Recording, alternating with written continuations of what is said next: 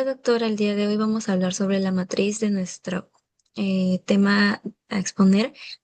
Como objeto de investigación tenemos la vulneración del derecho a la integridad de la mujer en el contexto del feminicidio y su relevancia en el ejercicio del derecho de tutela del menor. Como primera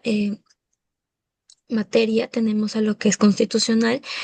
tenemos a las entidades del Estado como es el Juzgado Constitucional, el cual viene a ser aquel órgano jurisdiccional especializado del Poder Judicial cuya función principal es la tutela efectiva e inmediata de los derechos fundamentales, actuando como garante de la supremacía constitucional. Como segunda entidad tenemos a la Defensoría del Pueblo, el cual viene a ser aquel órgano constitucional autónomo creado para proteger los derechos fundamentales de las personas y supervisar el cumplimiento de los deberes de administración estatal. Como tercer entidad tenemos al Ministerio de la Mujer y Poblaciones Vulnerables.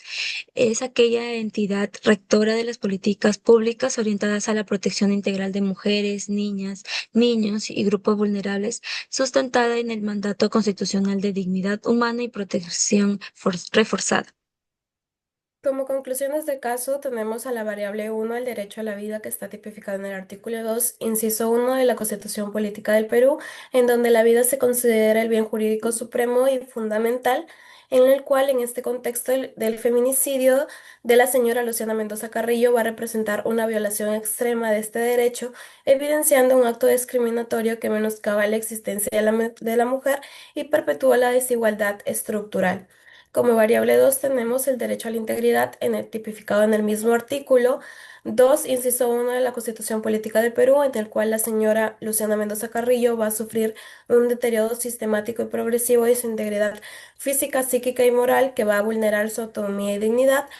Además de la restricción de esta, va a limitar esta capacidad para desarrollar su proyecto de vida, evidenciando una violación de su derecho constitucional a la dignidad y el libre desarrollo. Como variable 3 tenemos el derecho de la inviolabilidad de domicilio, en este caso en el artículo 2, pero inciso 9 de la Constitución Política del Perú, en el cual la violación de domicilio se va a ejercer mediante el ingreso forzado a pesar de una orden de alejamiento, en el cual el señor Vázquez Carlos Salazar va a transgredir sistemáticamente este derecho, ¿no? Subvirtiendo la función protectora del hogar al ingresar ilegalmente y forzar a cerraduras en varias ocasiones. En la materia civil tenemos tres entidades, iniciando por el Poder Judicial en lo que es el Juzgado de Familia. Este órgano está encargado de lo que son los asuntos civiles y tutelares, como lo que son alimentos, divorcios, tenencia. Y bueno, en este caso, ante la extinción de la patria potestad debido al fallecimiento de la madre y bueno, a que el padre que está en la condición de feminicida prófugo, el juzgado asume lo que es la autoridad competente para activar lo que es en este caso la tutela legítima. Como segundo tenemos los unidades de protección especiales, que estas, bueno, son encargadas de las políticas de protección, ¿no? Garantizando atención inmediata a lo que son niños, niñas y adolescentes. Estas dictan medidas administrativas urgentes para asegurar el ejercicio de los derechos de estos. Como tercera entidad tenemos el programa especial para hijos de víctimas de feminicidio. Y bueno, proporciona lo que es la asistencia económica y apoyo multidisciplinario a menores que han perdido a su madre debido a lo que es en este caso la violencia de género, ¿no?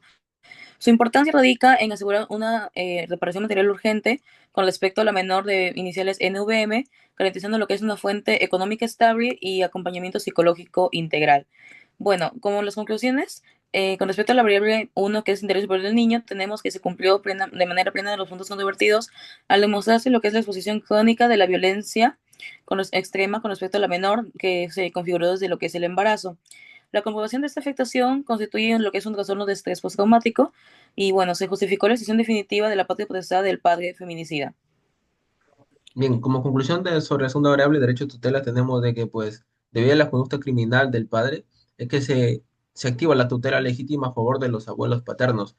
ya no de los abuelos paternos porque ellos no cumplen con una función protectora. La tercera variable, indemnización por daños y perjuicios, vemos que para la menor de iniciales NVM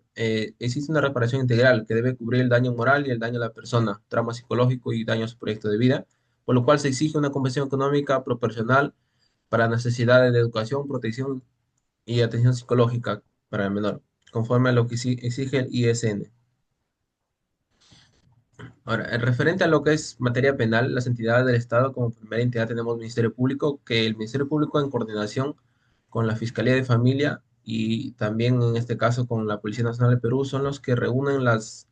pruebas, los medios idóneos para luego poder imponer lo que son medidas coercitivas, como por ejemplo la prisión preventiva. Como segundo entidad, el Poder Judicial, que es la entidad encargada que garantiza nuestra Constitución, es el guardián de nuestra Constitución. Y pues a través de los jueces de investigación preparatoria, los jueces de garantía, controlan la legalidad entre la Fiscalía y la Policía Nacional del Perú. Como tercera entidad del Estado en el plano de la materia penal, tenemos a la Policía Nacional del Perú, que actúa como el brazo ejecutor de las investigaciones penales bajo la dirección del Ministerio Público, organizando y realizando las diligencias del caso y asimismo custodiando lo que son las evidencias físicas, como en el caso del arma blanca utilizada para cometer el delito de feminicidio. Dentro de las conclusiones en materia penal respecto a la variable delito de feminicidio, en el artículo 108b del Código Penal se concluye la sustitución del delito de feminicidio agravado, cuya tipicidad normativa se sustenta en la muerte de la señora Mendoza por su condición de tal, en un contexto de violencia familiar y de coacción de género previamente establecidos y manifestándose el dolo directo y la aplicación de la sanción penal máxima de cadena perpetua en consecuencia del artículo 108b, numeral 7 y el numeral 8. Asimismo, en la variable 2, delito de lesiones graves por violencia contra la mujer e integrantes del grupo familiar, artículo 121b, este delito representa la manifestación inicial y sostenida de la violencia de género, evidenciando un patrón de dominación que precede y cualifica el feminicidio, por un patrón de violencia sistemática que se configura dentro del mismo con diferentes sucesos descritos previamente. Dentro del delito de acoso, en el artículo 151A del mismo código, el señor Carlos Vázquez Salazar incurre en acoso agravado por su conducta reiterada de vigilancia, amenazas psicológicas e ingreso no autorizado establecidos en un contexto de coacción de género.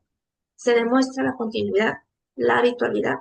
y se incluye el hostigamiento mediante todos los medios tecnológicos vistos y un dolo y un ánimo de dominio psicológico. Por ende, se concluye que la pena aplicable debe ser de cadena perpetua subsumiéndose al delito de feminicidio agravado, tal como indica el concurso real de delitos en el artículo 50 del Código Penal.